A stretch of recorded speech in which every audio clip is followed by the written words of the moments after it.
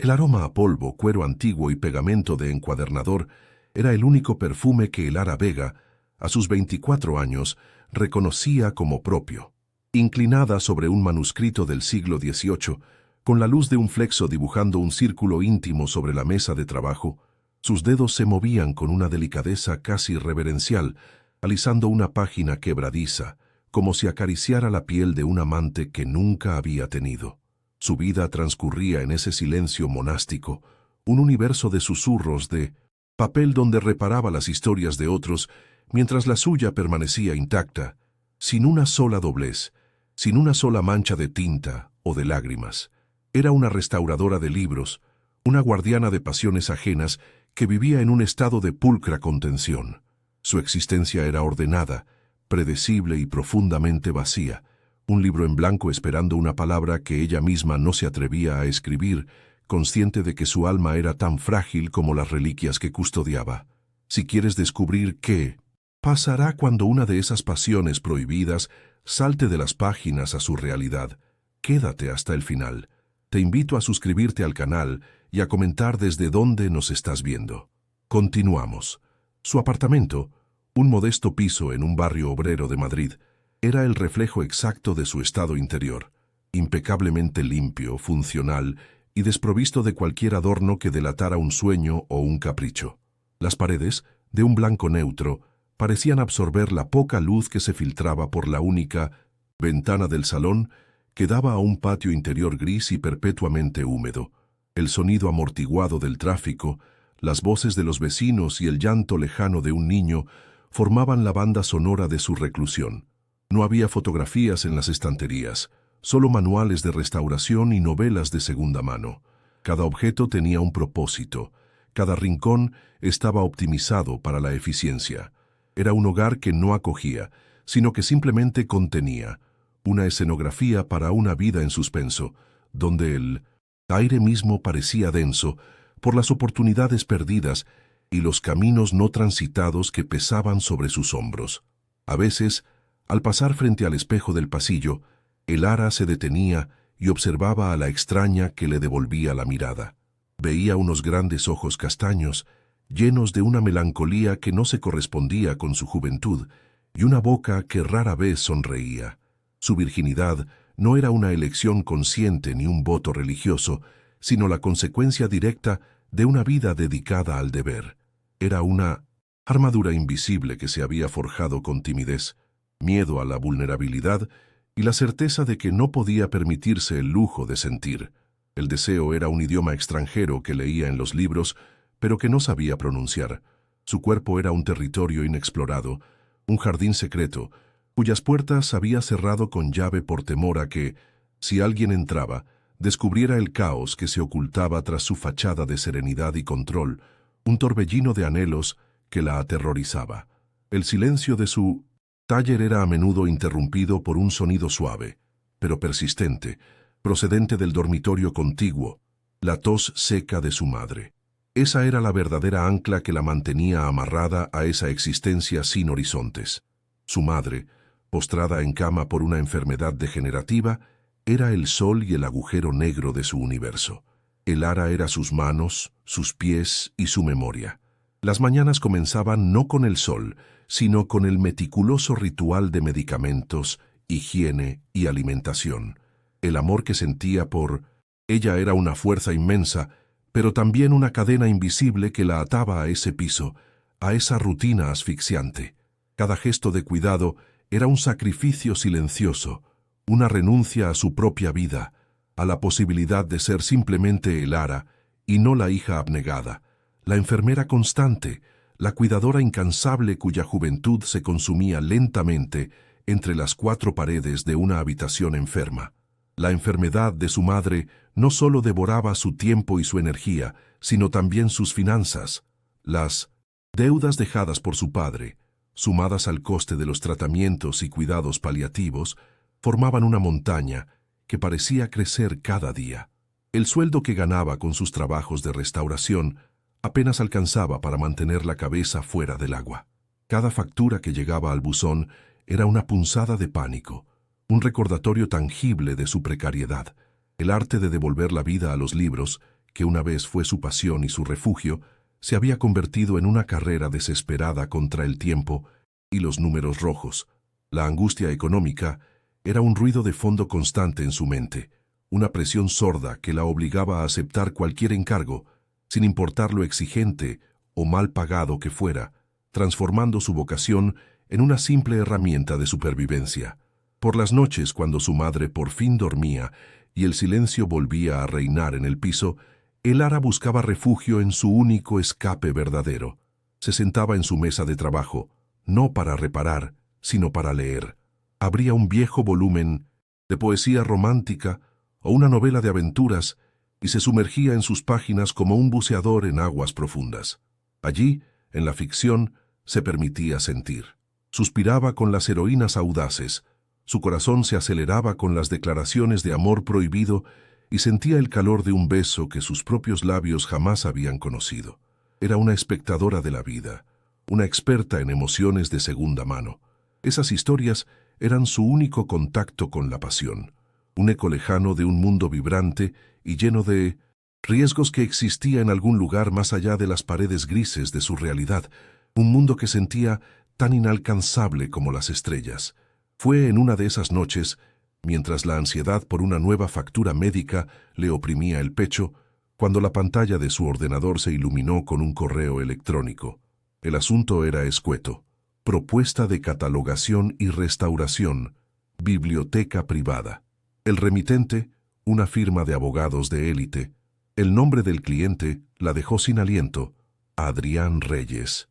Un magnate tecnológico, una figura casi mítica, conocido por su genio y su reclusión. La oferta económica que se detallaba en el cuerpo del mensaje era tan astronómica que tuvo que leerla 3 veces para creerla.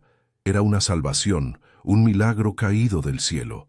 Sin embargo, mientras sus ojos recorrían las cifras, un escalofrío inexplicable le recorrió la espalda. Sintió, con una certeza visceral, que ese correo no era solo una oportunidad de trabajo. Era una invitación a un mundo desconocido, un contrato que podría salvar a su madre, pero cuyo precio, intuía, se cobraría directamente de su alma. La mañana siguiente a la recepción del correo, el mundo de Elara se había dividido en 2 realidades paralelas que luchaban por anularse mutuamente. Por un lado estaba la promesa digital, casi irreal, de una fortuna que podría reescribir su destino, una cifra con tantos ceros que parecía pertenecer a una novela de ficción. Por otro, la realidad tangible y opresiva de siempre, el olor a desinfectante del dormitorio de su madre, el peso de las sábanas al cambiarlas, el sonido metálico de las pastillas en el dosificador. Mientras ayudaba a su madre a incorporarse, con la espalda dolorida por el esfuerzo, el nombre de Adrián Reyes resonaba en su mente como una disonancia, un acorde lujoso y oscuro en la monótona melodía de su vida. Sentía que guardar ese secreto, esa posibilidad, era ya una primera traición a la rutina sagrada de sacrificio que se había impuesto desde hacía años. Su madre, con la voz debilitada pero la mirada todavía afilada, a menudo le hablaba del futuro con una mezcla de amor y ansiedad. «Deberías salir más, Elara», le decía mientras la joven le peinaba el cabello ralo. «El hijo de la portera, Carlos, es un buen chico. Tiene un trabajo estable en el ayuntamiento. Una vida tranquila es lo más importante». Cada una de esas palabras era una pequeña piedra que se añadía al muro que la rodeaba. Su madre, en su afán por protegerla, le dibujaba un porvenir, seguro, predecible y asfixiante, un matrimonio con un hombre corriente, un piso en el mismo barrio, una existencia sin sobresaltos. Elara asentía con una sonrisa triste, consciente de que incluso esa modesta aspiración era un lujo inalcanzable, y sintiendo cómo el abismo entre los deseos de su madre y la oferta de Adrián Reyes se ensanchaba hasta volverse insondable. El trayecto diario en autobús hasta el pequeño taller de restauración donde trabajaba a tiempo parcial era un ejercicio de invisibilidad. Se sentaba junto a la ventana y veía pasar la vida de Madrid, los turistas maravillados ante la Gran Vía, los ejecutivos con prisa, las parejas que se besaban en los semáforos. Ella era una espectadora tras un cristal empañado, una sombra que se deslizaba por la ciudad sin dejar huella.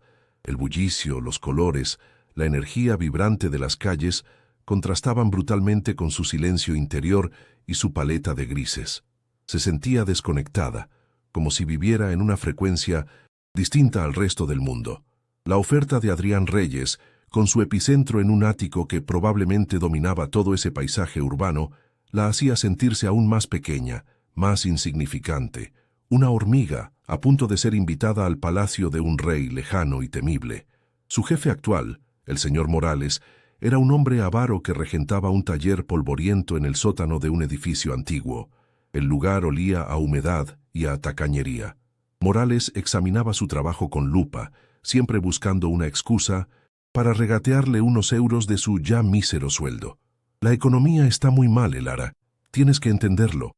Era su letanía constante mientras ella le entregaba un incunable del siglo XVII al que había dedicado semanas de minucioso trabajo. Soportaba sus humillaciones en silencio, porque cada céntimo contaba. Aquel sótano era la materialización de su precaria situación, un lugar sin luz natural, donde se dedicaba a salvar la belleza de objetos que valían infinitamente más que su propia vida, un recordatorio constante de la enorme distancia que separaba el arte de la supervivencia. La presión social, aunque sutil, era constante. Las llamadas de su tía Inés siempre seguían el mismo guión, una batería de preguntas sobre su inexistente vida sentimental. ¿Todavía nada, hija? A tu edad yo ya estaba casada y con tu primo en camino. No dejes que se te pase el arroz, que una mujer sola lo tiene muy difícil. O los comentarios bien intencionados de las vecinas en el rellano. Eres una santa. Elara, ¿cómo cuidas de tu madre? Dios te lo pagará con un buen marido. Cada palabra, aunque nacida del afecto o la costumbre, era un clavo más en su ataúd de expectativas ajenas. La etiquetaban como la buena hija, la soltera abnegada, roles que no había elegido, pero que interpretaba con una resignación que le carcomía el alma, haciéndole preguntarse si alguna vez alguien se interesaría por saber quién era ella en realidad, más allá de sus sacrificios. Las deudas eran una presencia física en la casa. Se acumulaban en una caja de zapatos sobre la cómoda del recibidor, facturas médicas con membretes de clínicas privadas, notificaciones del banco con intereses de demora, recibos de farmacia que sumaban cifras aterradoras. Eran el legado de su padre, un hombre de grandes sueños y peores decisiones, y la herencia de la enfermedad de su madre. Por la noche, Elara a veces abría la caja y las repasaba, no por masoquismo, sino para recordar por qué luchaba. Cada papel era un fantasma, un recordatorio de su fragilidad. Adrián Reyes y su oferta eran un arma nuclear contra ese ejército de papel. La idea de poder quemar esa caja, de aniquilar todas esas cifras con una sola firma, era una tentación tan poderosa y tan oscura que le provocaba vértigo y náuseas al mismo tiempo. Esa noche, incapaz de dormir, se sentó frente a la pantalla de su portátil y buscó el nombre de Adrián Reyes. Los resultados la abrumaron. Artículos de prensa económica que lo describían como un visionario despiadado, un genio ermitaño. Fotografías en las que aparecía siempre solo, con un traje impecable y una expresión impenetrable, sus ojos grises como el acero. No había sonrisas, no había rastro de vida personal, solo un aura de poder y control absolutos. Una de las noticias mencionaba de pasada una tragedia personal años atrás, pero sin dar detalles. Elara sintió un escalofrío. Aquel hombre no era solo un millonario, era una fortaleza, una ciudadela amurallada, y ella, con su vida humilde y su corazón desprotegido, estaba a punto de llamar a sus puertas, sin saber si la recibiría un anfitrión o un carcelero. El punto de quiebre llegó 2 días después. Su madre sufrió una crisis respiratoria en mitad de la noche. El sonido agudo de su lucha por el aire, sus ojos desorbitados por el pánico, fue la imagen más terrorífica que Elara había presenciado. Mientras esperaba a la ambulancia, sosteniendo la mano fría y temblorosa de su madre, sintió como todas sus dudas, sus miedos morales y su orgullo se desmoronaban hasta convertirse en cenizas. La dignidad no servía de nada frente a la muerte. La prudencia era un lujo que no podía permitirse. En ese pasillo mal iluminado, con las sirenas acercándose como un lamento, comprendió que no había elección. Haría cualquier cosa. Se vendería, se humillaría, se adentraría en la guarida de cualquier monstruo si eso le garantizaba a su madre una bocanada más de aire, un amanecer más. Tras el susto, con su madre estabilizada pero frágil en el hospital del barrio, Elara sintió el peso de la mirada de la comunidad sobre ella. La enfermera le dio una palmada compasiva en el hombro. «Tienes una fuerza increíble». La vecina del quinto le llevó un Tupperware con caldo. «Eres un ejemplo para todos». La veían como una heroína, una mártir de la devoción filial. Y esa percepción, esa imagen de santidad que le habían colgado, se convirtió de pronto en la jaula más opresiva de todas, porque estaba a punto de hacer algo que no tenía nada de santo. Estaba a punto de aceptar un pacto con un hombre oscuro y poderoso por dinero. La culpa la invadió, una oleada helada. El mundo la aplaudía por su sacrificio, sin saber que se preparaba para cometer el mayor de todos, uno que nadie vería y por el que nadie la alabaría jamás. De vuelta en su piso vacío, el silencio era ensordecedor. Se dirigió directamente al ordenador, sin ni siquiera encender la luz. La pantalla proyectaba un resplandor azulado sobre su rostro decidido. Abrió el borrador, se de su respuesta, un texto formal y cauto que había reescrito una docena de veces. Lo borró por completo. Con los dedos firmes, tecleó una sola frase: «Acepto la propuesta. Quedo a su disposición para formalizar los detalles». No hubo vacilación. Al pulsar la tecla «Enviar», no sintió alivio, sino el chasquido seco de una puerta cerrándose a sus espaldas. Había cruzado un umbral. El eco de ese clic resonó en el apartamento silencioso, el sonido de una vida que terminaba y otra, inimaginable y peligrosa, que estaba a punto de comenzar. Su reflejo en la pantalla oscura le devolvió la mirada de una extraña.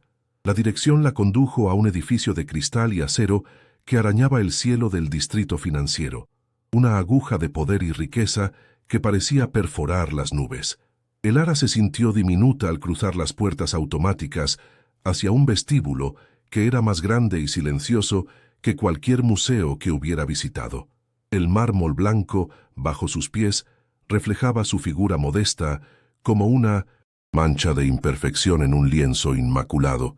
Un guardia de seguridad con un auricular la guió sin palabras hacia un ascensor privado que ascendía en un silencio vertiginoso, sin botones, respondiendo a un destino ya programado. Cada metro que subía era un metro que se alejaba de su propia vida, de su mundo tangible de papel y pegamento. Sentía la presión en sus oídos y en su alma, como si estuviera ascendiendo a un plano de existencia diferente, uno para el que no tenía mapa ni brújula, y en el que se sentía terriblemente expuesta. La puerta del ático se abrió directamente a un espacio que le robó el aliento. No era un hogar, era una declaración de dominio. Un salón de doble altura con paredes de cristal ofrecía una panorámica de 180 grados de Madrid que se extendía a sus pies como una maqueta sumisa. El mobiliario era escaso, de diseño minimalista y colores neutros: negro, gris, blanco.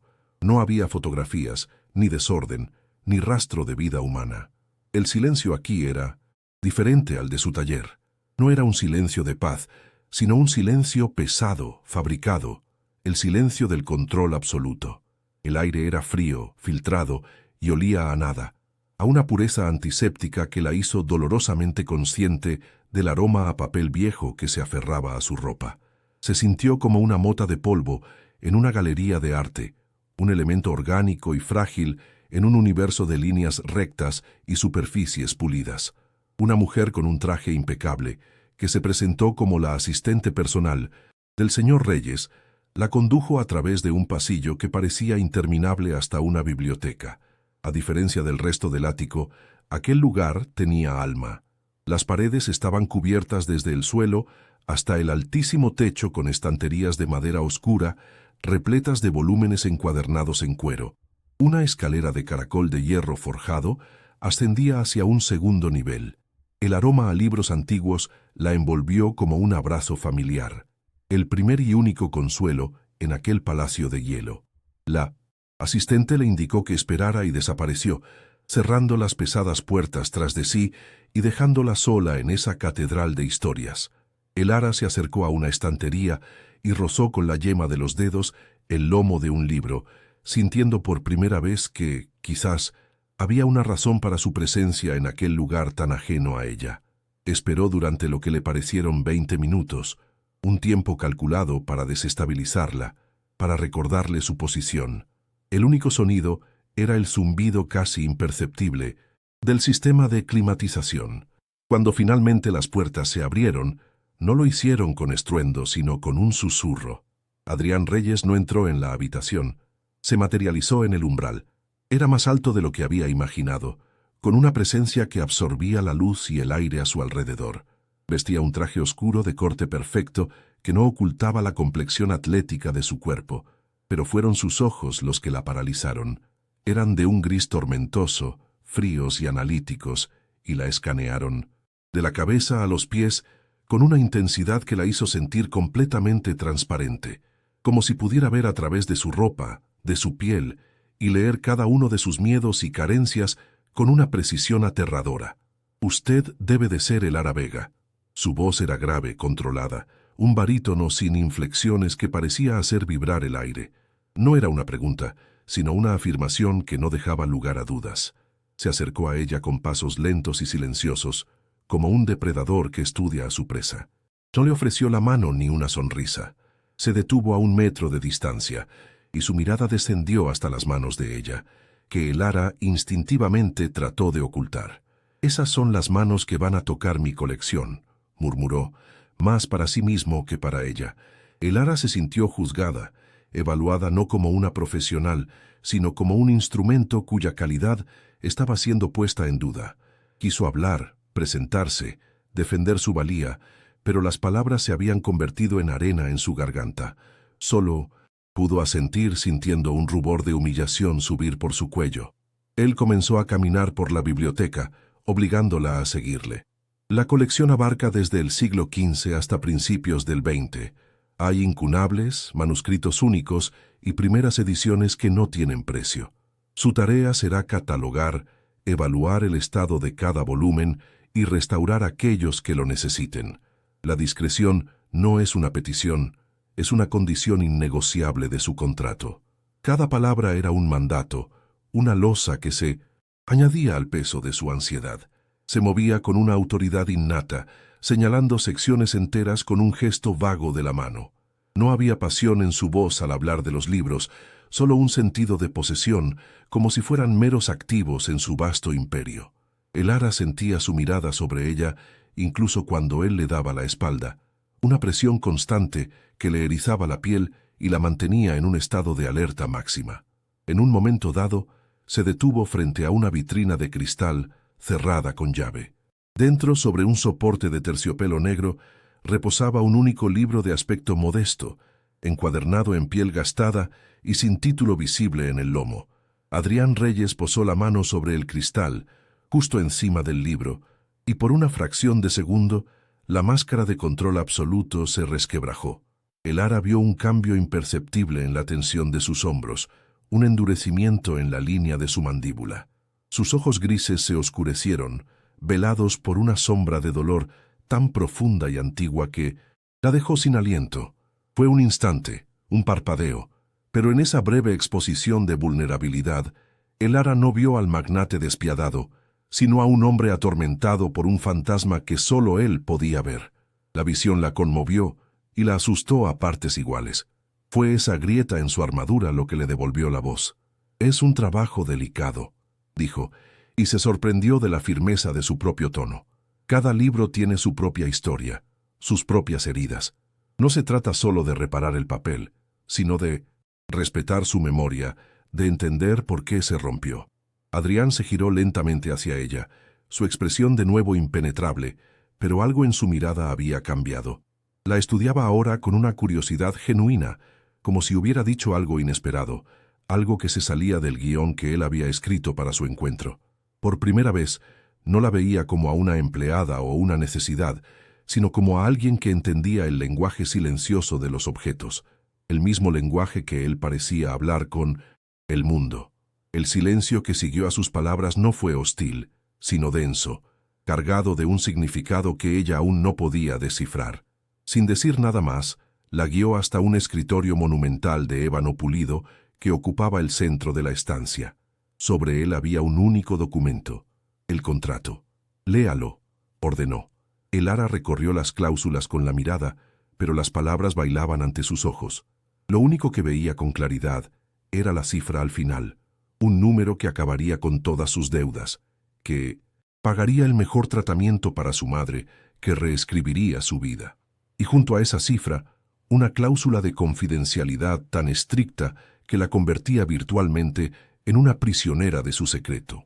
«Cualquier filtración, cualquier comentario fuera de estas paredes», dijo él en voz baja, inclinándose ligeramente sobre el escritorio, «tendrá consecuencias.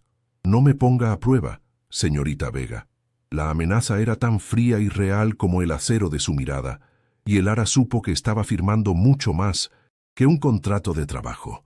Al salir del edificio y volver a la luz del día, el bullicio de Madrid le pareció ajeno y distante. Se sentía como si regresara de un viaje a otro planeta. El aire olía a contaminación y a vida, un contraste brutal con la atmósfera estéril del ático. En su bolso llevaba una copia del contrato, un documento que era a la vez su salvación y su condena. El encuentro con Adrián Reyes la había dejado temblando, no solo de miedo, sino de algo más complejo, una extraña mezcla de repulsión y fascinación. La imagen de sus ojos grises, a veces vacíos como un cielo de invierno, y a veces oscurecidos por un dolor inconfesable, se había grabado en su mente. Comprendió con una certeza aterradora que no solo había aceptado un trabajo, había entrado en la órbita de un sol negro y sabía que de una forma u otra acabaría quemándose. Los días en el ático de Adrián Reyes adquirieron una cadencia propia, un ritmo marcado por el susurro de las páginas y el silencio denso que se instalaba entre ellos. Elara trabajaba con una concentración casi febril, sumergida en el aroma a cuero y vainilla de la biblioteca, intentando ignorar la presencia magnética de su empleador. Él aparecía sin previo aviso, una silueta oscura en el umbral, observándola trabajar durante largos minutos sin decir una palabra. No era una supervisión, sino algo más íntimo y perturbador. Elara sentía su mirada como una presión física sobre la nuca, una corriente eléctrica que la obligaba a mantener la espalda recta y las manos firmes, consciente de que cada uno de sus gestos era analizado, descifrado por aquellos ojos grises que parecían capaces de leer el alma de los libros, y temía ella, también la suya. Una tarde, mientras luchaba con un cierre de plata oxidado en un misal del siglo XVI, él se acercó por detrás, tan sigilosamente que ella solo notó su presencia cuando su sombra cubrió la mesa. «Permítame», dijo su voz grave, muy cerca de su oído.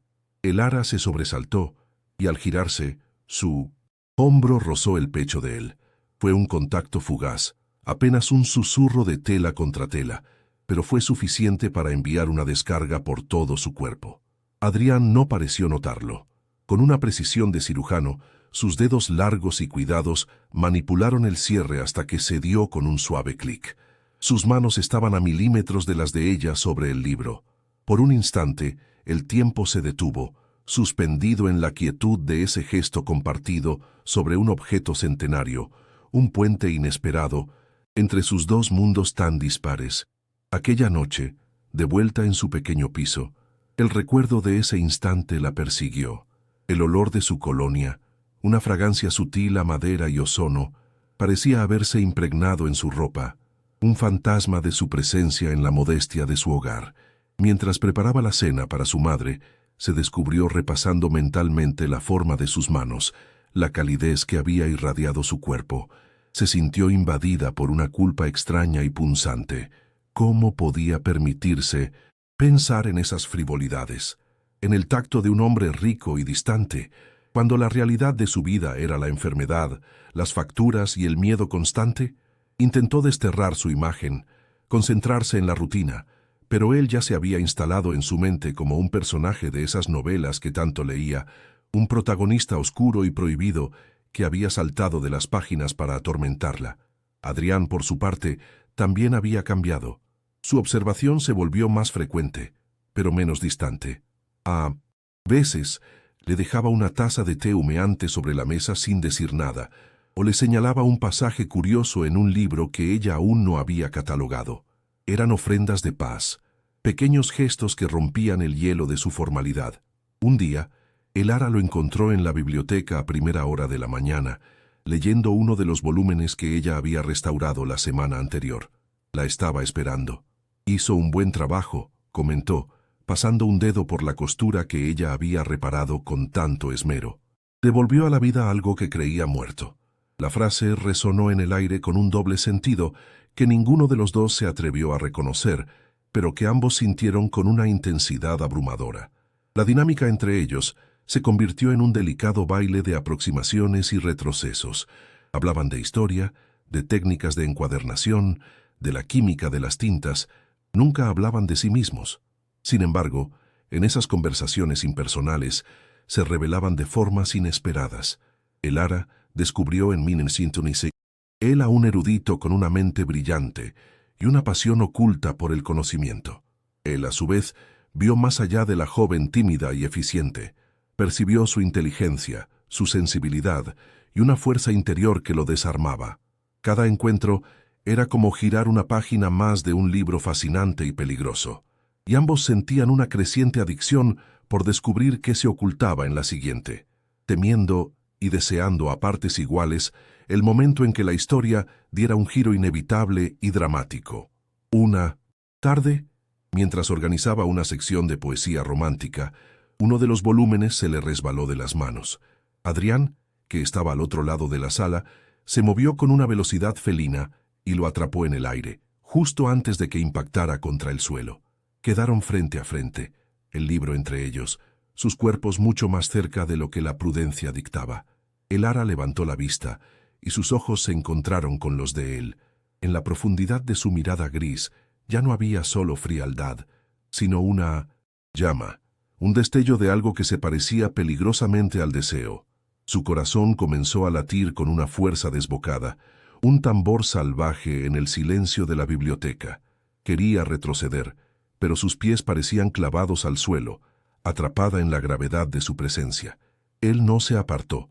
Su mirada descendió lentamente de los ojos de Elara a sus labios, que ella humedeció instintivamente. El aire se volvió denso, casi irrespirable. Podía sentir el calor que emanaba de su cuerpo, oler su perfume, ver el sutil movimiento de los músculos de su mandíbula. Estaba a punto de suceder algo, algo para lo que no estaba preparada, algo que había evitado toda su vida. El momento se estiró hasta el infinito, cargado de una tensión eléctrica. Fue él quien finalmente rompió el hechizo. Dio un paso atrás con un movimiento brusco, como si se hubiera quemado.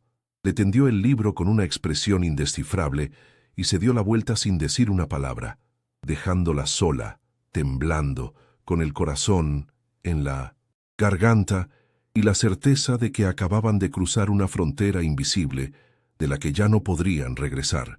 Esa noche, una tormenta violenta se desató sobre Madrid. El cielo se partía con relámpagos que iluminaban el ático con destellos fantasmales, y el sonido de los truenos retumbaba contra los cristales. Elara había decidido quedarse a trabajar hasta tarde, usando la tormenta como excusa para no volver a la soledad de su piso, para posponer el enfrentamiento con los nuevos y confusos sentimientos que la consumían. Se sentía más segura en aquella jaula de oro, rodeada de libros, que en su propia casa. La violencia del exterior era un reflejo de la tempestad que se había desatado en su interior. Cada trueno parecía hacer eco al latido desbocado de su corazón. Cada relámpago iluminaba el rostro de Adrián Reyes en su memoria, una imagen que la atraía y la aterrorizaba a partes iguales. De repente, un estruendo mucho más cercano y alarmante que los truenos la hizo saltar. Provenía de las estancias privadas de Adrián, un sonido sordo de algo pesado al caer, seguido del tintineo agudo de un cristal rompiéndose. El silencio que siguió fue aún más pavoroso. Un miedo helado le recorrió la espalda. ¿Y si alguien había entrado? La idea de un intruso en aquel lugar tan hermético parecía imposible, pero el sonido había sido innegable. Su primer instinto fue proteger la colección, los tesoros que le habían sido confiados. Luego, un pensamiento más profundo y urgente se abrió paso. El miedo por él. Estaba bien. La posibilidad de que estuviera en peligro eclipsó su propia seguridad, una revelación que la dejó sin aliento por su intensidad. El instinto pudo más que la razón. Se levantó y, sin pensarlo dos veces, cogió el objeto más pesado que tenía a mano, un grueso facsímil de un atlas medieval.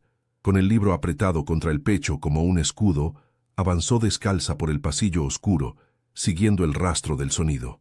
La puerta de la suite principal de Adrián estaba entreabierta, una invitación a un territorio prohibido. Su corazón martilleaba contra sus costillas, una mezcla de terror y una determinación que no sabía que poseía. Cada paso sobre la alfombra de seda era un grito en el silencio, acercándola a un misterio que intuía que cambiaría su vida para siempre. Se detuvo en el umbral, conteniendo la respiración, escuchando con atención cualquier señal de peligro o de vida en el interior de la habitación. Desde la puerta, vio que la luz del baño estaba encendida, proyectando una franja pálida sobre el suelo de mármol. El sonido que ahora percibía era el de la ducha, un siseo constante y monótono. Y junto a la puerta, los restos de una botella de whisky rota, sus fragmentos de cristal esparcidos como diamantes oscuros sobre el suelo blanco, un charco ambarino extendiéndose lentamente. La imagen de la botella rota junto al sonido del agua le provocó un escalofrío. No era un ladrón, era él. Algo iba terriblemente mal. La preocupación venció a la vergüenza y al miedo. Con una cautela infinita, se asomó por el resquicio de la puerta, preparada para cualquier cosa, excepto para lo que vio, una imagen que se grabaría a fuego en su memoria para siempre. Adrián estaba de espaldas a ella, bajo el chorro de agua de la ducha, con las manos apoyadas en la pared de azulejos oscuros y la cabeza gacha. El agua caía sobre su espalda ancha y sus hombros tensos, pero no era el cuerpo de un dios invulnerable lo que la dejó paralizada. Era la piel. Su espalda era un lienzo de cicatrices finas y blancas, algunas largas y otras más cortas, como el rastro de un dolor antiguo y violento. No eran heridas de una simple caída o un accidente trivial. Eran marcas que contaban una historia de sufrimiento, una fragilidad oculta bajo capas de poder y frialdad. En ese instante, Elara comprendió que la fortaleza de Adrián Reyes era una elaborada fachada construida sobre las ruinas de una tragedia, como si sintiera su presencia, como si sus ojos fueran un peso físico sobre su piel. Él se giró lentamente. Sus miradas se cruzaron a través del vapor.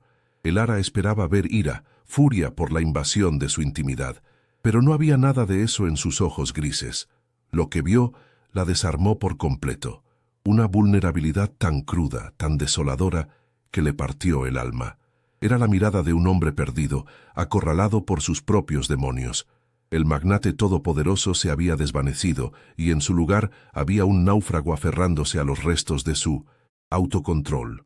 La vergüenza de Elara por haber espiado fue reemplazada por una oleada de compasión tan inmensa que amenazó con ahogarla. Él no se movió para cubrirse, simplemente la miró, y en ese silencio cargado de vapor y de verdades no dichas, se forjó una conexión más profunda que cualquier palabra o caricia. Ella había visto detrás de su armadura, había vislumbrado el núcleo de su dolor, y no había huido. Se quedó allí, inmóvil, con el pesado libro todavía en sus manos, su rostro reflejando, no el juicio ni el oportunismo que él esperaba de todo el mundo, sino una empatía pura y abrumadora.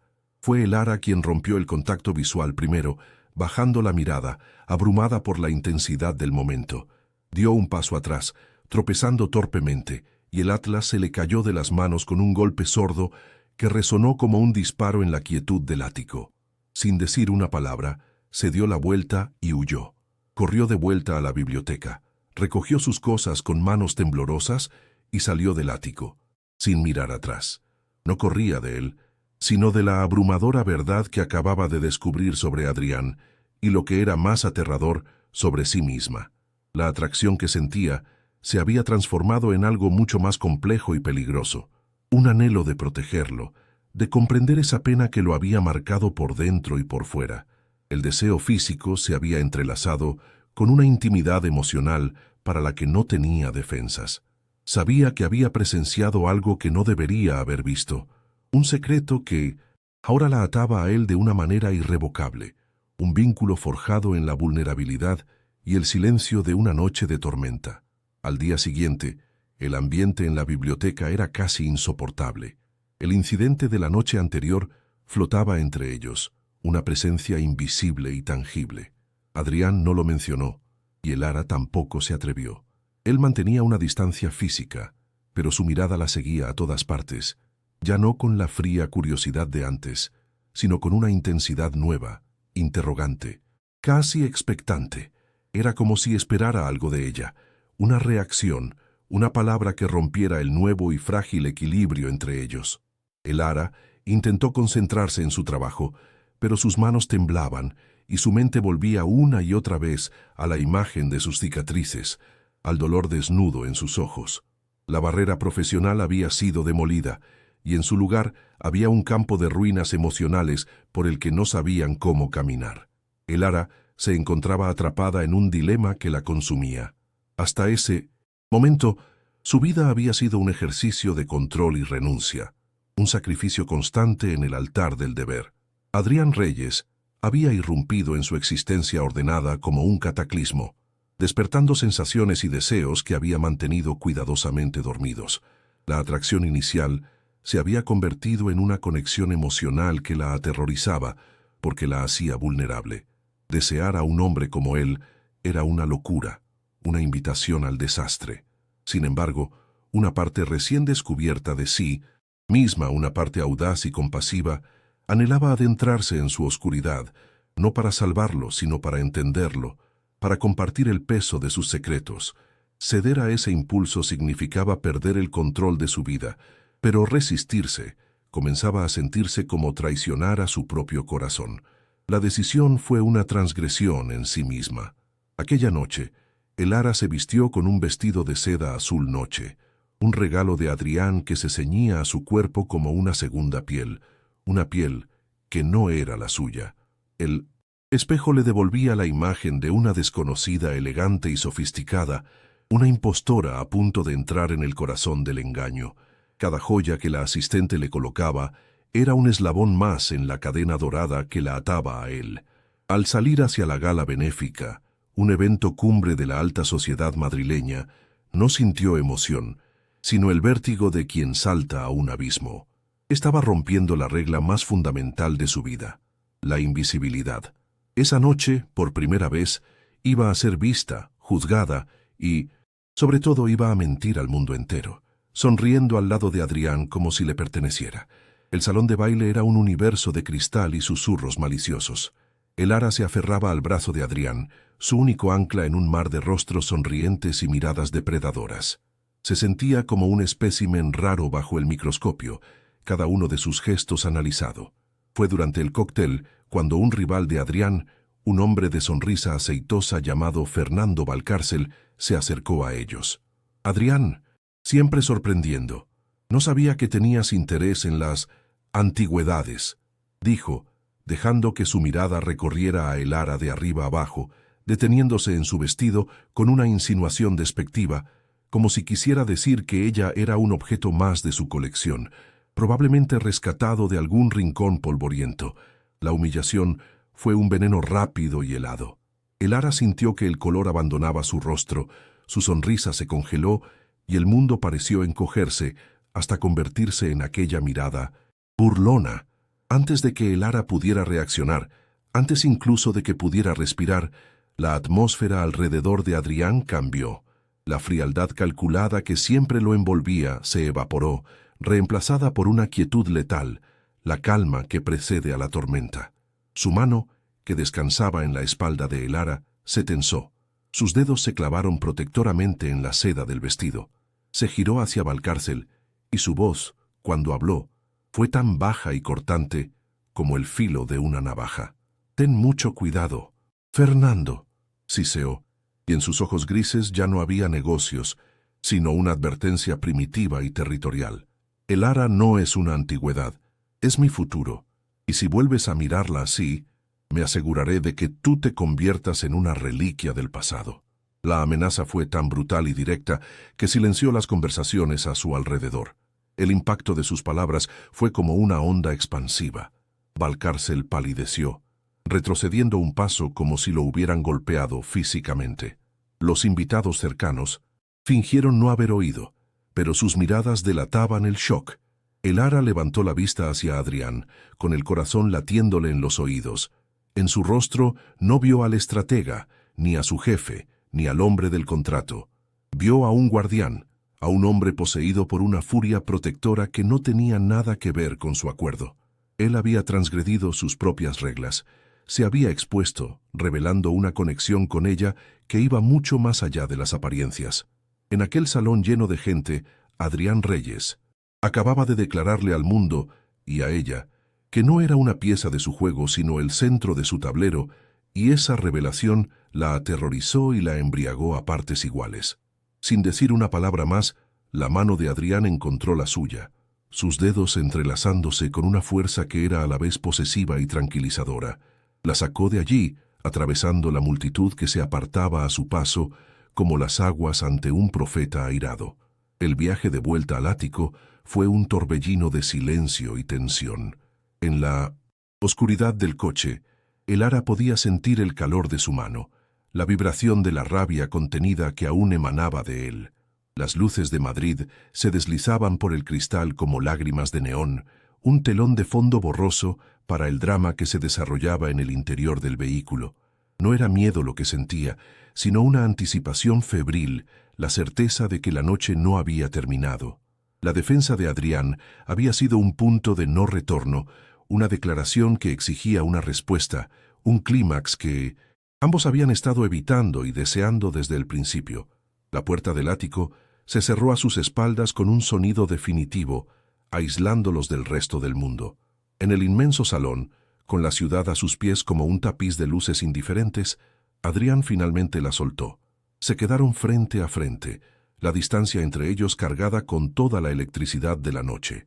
La música de la gala aún resonaba en los oídos de El Ara, un eco lejano de un mundo al que ya no sentía pertenecer. Adrián se pasó una mano por el pelo, un gesto de frustración que rompió por primera vez su compostura impecable. Sus ojos grises la buscaron en la penumbra, y en ellos vio una batalla campal de emociones, ira, arrepentimiento y algo más profundo, algo que se parecía a la desesperación. Estaban solos, sin máscaras ni testigos, y la verdad de lo que había sucedido entre ellos era ineludible. Nadie, comenzó él, su voz ronca por la emoción contenida, rompiendo el silencio como un cristal. Nadie tiene derecho a hacerte sentir pequeña. Nunca. No era una disculpa, era un juramento, una confesión. El Ara sintió que las lágrimas que había contenido durante toda la noche pugnaban por salir, pero no eran de humillación, sino de una gratitud abrumadora y confusa. Levantó la barbilla encontrando su mirada. Por primera vez no vio al millonario, sino al hombre de las cicatrices, al alma herida que había vislumbrado en el baño, y en un acto de valentía que nunca creyó poseer, dio un paso hacia él, cerrando la distancia, transgrediendo la última barrera que quedaba entre ellos. Su movimiento fue una pregunta silenciosa, una invitación, un permiso que él llevaba demasiado tiempo esperando sin saberlo. La respuesta de Adrián fue instantánea y visceral. Acortó la distancia restante en una zancada y sus labios se estrellaron contra los de ella. No fue un beso tierno ni exploratorio. Fue un beso de desesperación, de posesión, de furia y de alivio. Sus manos se enredaron en su pelo, inclinando su cabeza hacia atrás, mientras su otra mano la sujetaba por la cintura, aplastando su cuerpo contra el suyo con una fuerza que le robó el aliento. Fue un acto de conquista y de rendición a partes iguales. El Ara sintió el sabor del vino caro y de una soledad tan amarga como la suya. Era un beso que lo decía todo. La rabia por la humillación, el deseo acumulado durante semanas de miradas furtivas y el miedo aterrador a sentir algo de nuevo. Era un caos, una colisión, y era lo más real que ella había sentido en toda su vida. Tras el shock inicial, algo dentro de Elara se rompió y se recompuso en un instante. El muro de contención que había construido ladrillo a ladrillo durante años se hizo añicos. Devolvió el beso con una ferocidad que lo sorprendió a él. Sus manos, acostumbradas a la delicadeza de los manuscritos antiguos, se aferraron a sus hombros, a su cuello, atrayéndolo más cerca, como si temiera que pudiera desaparecer. Era su primer beso, el acto definitivo de entrega, y se lo estaba dando a aquel hombre complejo y atormentado con una entrega total. Era una liberación, la aceptación de su propio deseo, de su propia hambre de vivir. Ya no era la virgen asustada, la hija abnegada. En sus brazos, bajo la presión de sus labios, se estaba convirtiendo en la mujer que siempre había temido y anhelado ser, una mujer que sentía sin miedo a las consecuencias. Cuando finalmente se separaron, jadeando, el aire vibraba entre ellos. Adrián no la soltó. Apoyó su frente contra la de ella, sus ojos cerrados con fuerza, como si luchara contra un dolor inmenso. Elara pudo sentir el temblor que recorría su cuerpo, la vulnerabilidad desnuda de un hombre que había perdido el control. Elara, susurró su nombre, y no sonó como una orden ni una declaración, sino como una pregunta, como el lamento de un hombre que ha encontrado su ancla y su tormenta en la misma persona. En ese instante, bajo las luces de la ciudad que los observaba, ella comprendió la magnitud de su transgresión. No solo había entregado su primer beso, le había mostrado que no tenía miedo de su oscuridad, y al hacerlo, lo había obligado a confrontar la suya propia. El contrato se había quemado en el fuego de ese beso, y de sus cenizas solo quedaban dos almas irremediablemente entrelazadas.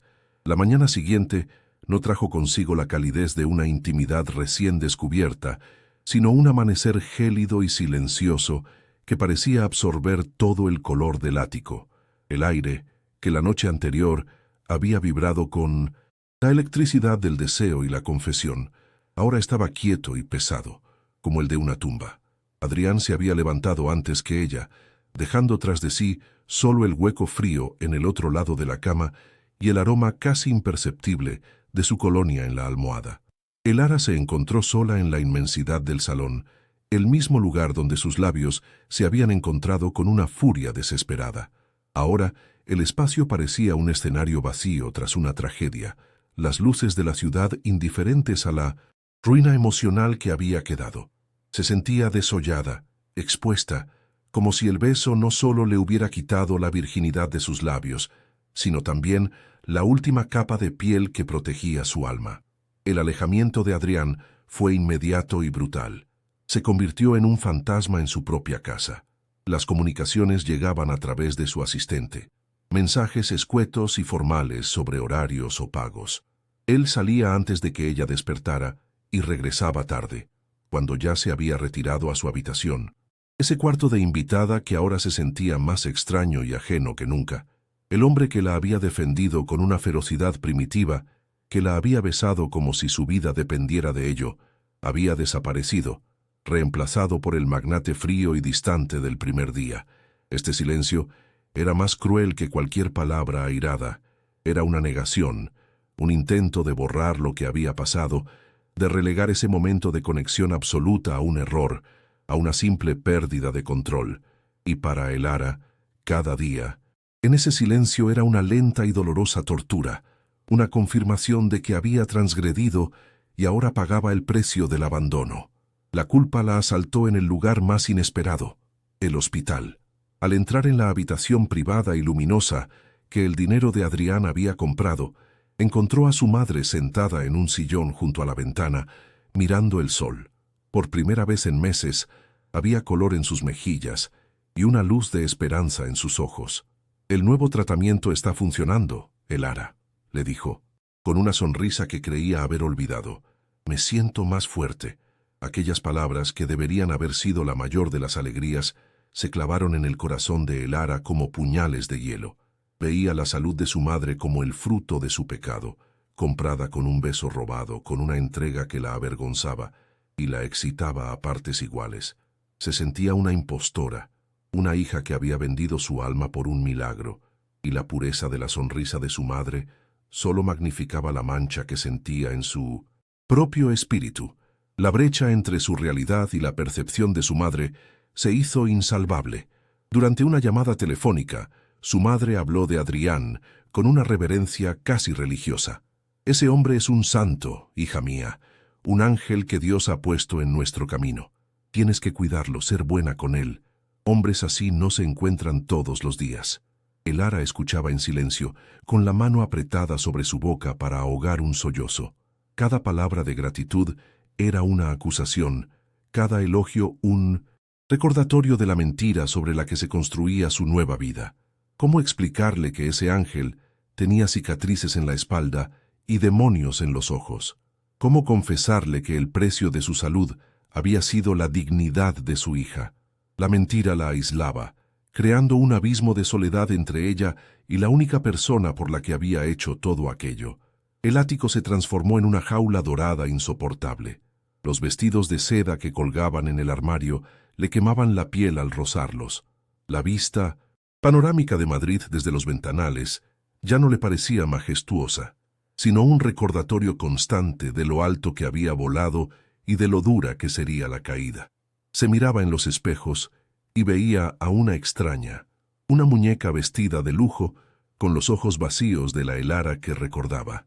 Empezó a anhelar su pequeño piso, el olor a polvo y a papel viejo, la sencillez de una vida donde el mayor dilema era cómo llegar a fin de mes. Había cambiado la pobreza material por una miseria espiritual mucho más profunda. Se dio cuenta de que al aceptar el contrato de Adrián, no solo había vendido su tiempo, sino que había hipotecado su propia identidad, y ahora no sabía cómo recuperarla. A pesar de su distancia, Elara percibía el sufrimiento de Adrián en los pequeños detalles que él dejaba atrás. Una noche, encontró un vaso de whisky abandonado a medias sobre su escritorio, junto a un libro de filosofía estoica, abierto en una página que hablaba sobre el control de las pasiones. En otra ocasión, lo escuchó a través de la puerta de su despacho, su voz en una llamada telefónica, tensa y cortante, desprovista de su habitual control glacial. Comprendió entonces que su retirada no era un castigo dirigido a ella, sino un acto desesperado de autoprotección. Él estaba tan aterrorizado como ella por lo que había sucedido entre ellos. El beso no había sido solo la transgresión de Elara, había sido también la de él, una grieta en la fortaleza que había construido alrededor de su corazón herido, y ahora luchaba frenéticamente por reparar los muros antes de que ella pudiera entrar del todo. Después de una semana de esa coexistencia silenciosa y agónica, Elara supo que no podía más. La situación la estaba destrozando, vaciándola por dentro. Ya no se trataba del contrato, ni del dinero, ni siquiera de su madre. Se trataba de su propia supervivencia emocional. Esa noche no se retiró a su habitación. Lo esperó en el salón, sentada en la oscuridad, con la ciudad parpadeando a sus espaldas. Cuando Adrián entró, se detuvo en seco al verla, una sombra en la penumbra.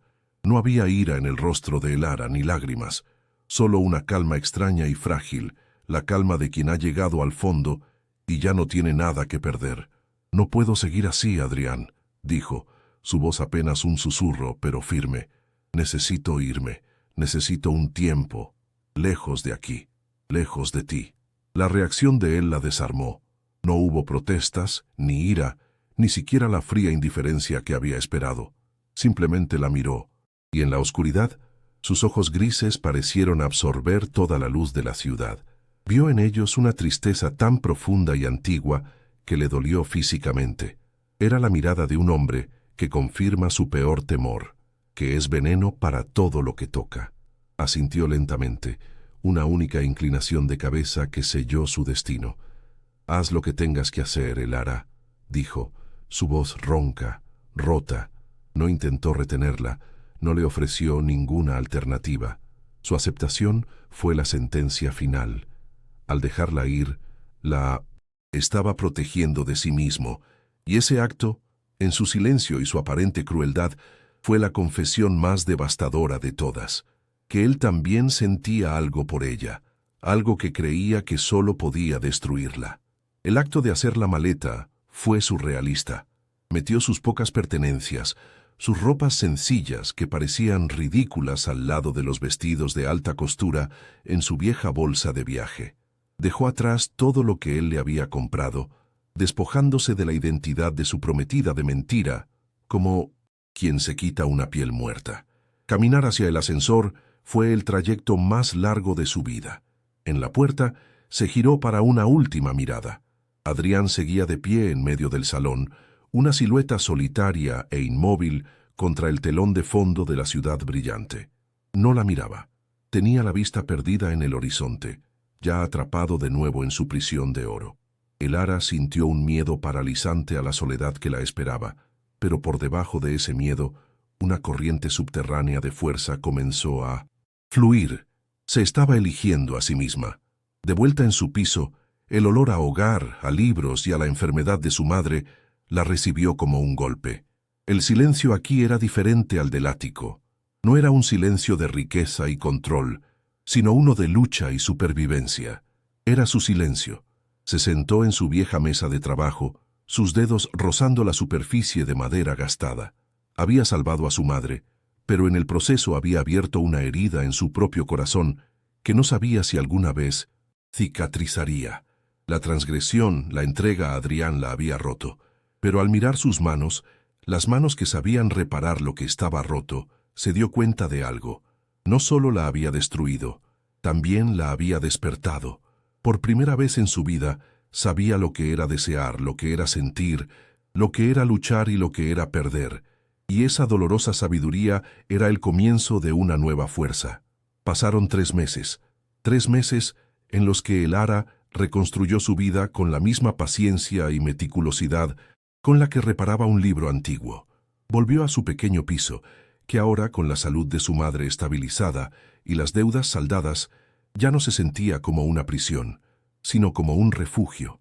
El dinero que Adrián le había transferido, la totalidad del contrato, yacía en su cuenta bancaria, intacto. Lo consideraba un pago por el alma de su madre, no por la suya. Volvió a su taller, a su olor a papel y a tiempo, pero algo en ella había cambiado fundamentalmente. Sus manos seguían siendo delicadas, pero ahora poseían una firmeza nueva.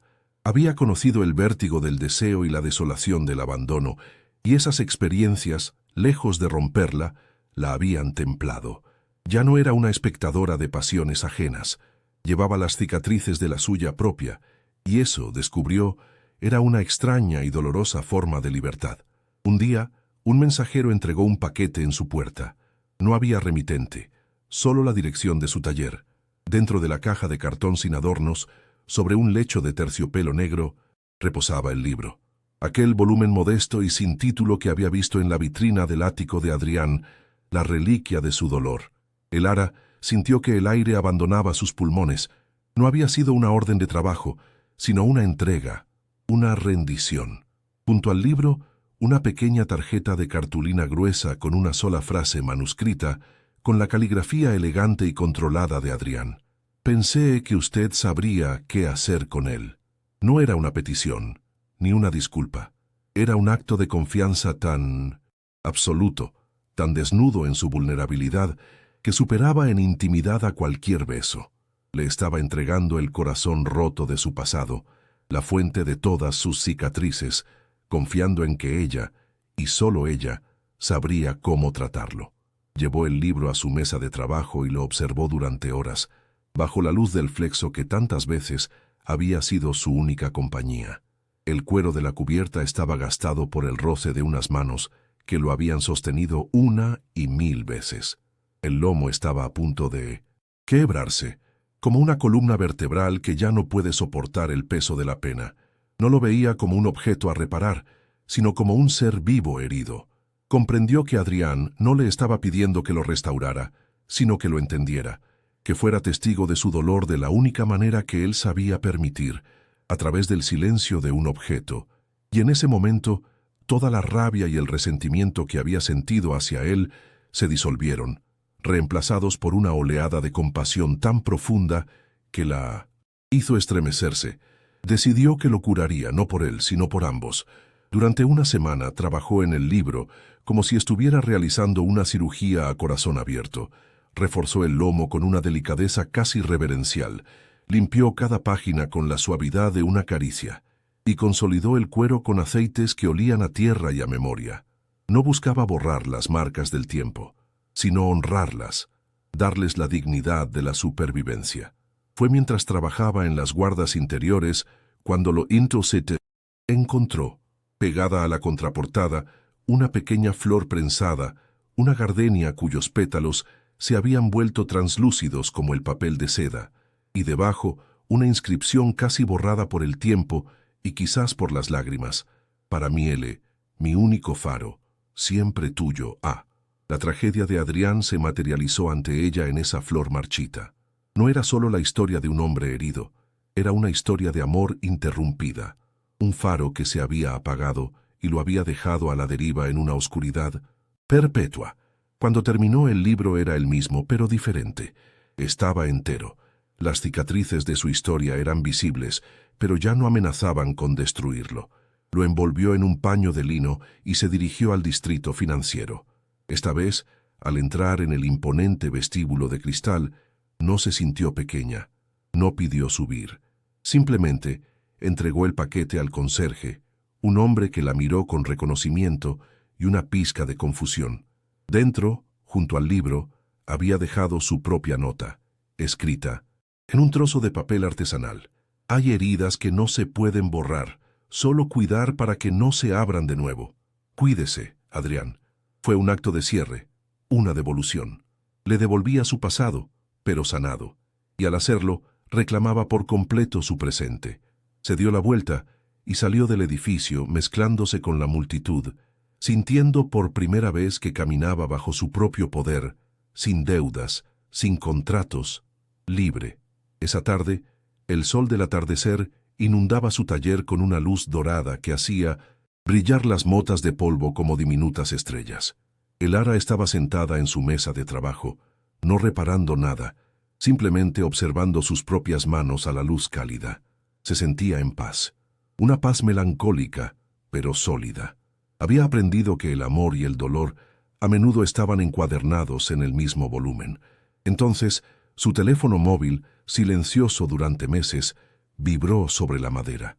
En la pantalla brillaba una notificación, número privado. Se quedó mirando el teléfono, el corazón latiéndole con un ritmo tranquilo y firme. No sabía si contestaría, pero por primera vez en su vida, la elección era suya, y solo suya. El final de su historia aún estaba por escribirse, y si quieres seguir descubriendo relatos que te lleguen al alma, te invito a suscribirte, darle a me gusta, compartir y comentar qué te ha parecido este viaje emocional